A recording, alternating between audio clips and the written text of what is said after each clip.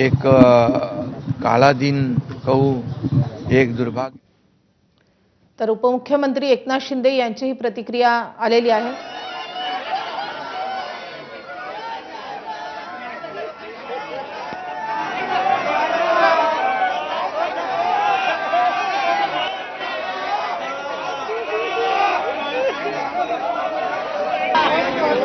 तर काही वेळापूर्वी रोहित पवारांची ही दृश्य आहेत।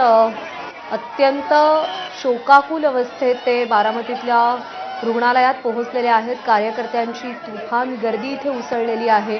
प्रचंड आक्रोश इथे पाहायला मिळतोय आणि रोहित पवार हे देखील प्रचंड भावुक झालेले आहेत। जी अवस्था युगेंद्र पवारांची होती तीच अवस्था रोहित पवारांची आणि संपूर्ण पवार कुटुंबियांची देखील तीच अवस्था आहे। अजित पवार कुटुंबियांना, महाराष्ट्राला, त्यांच्या कार्यकर्त्यांना, नेत्यांना सोडून गेलेले आहेत।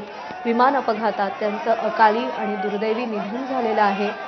उपमुख्यमंत्री एकनाथ शिंदे यांनी आपल्या भावना व्यक्त केल्या।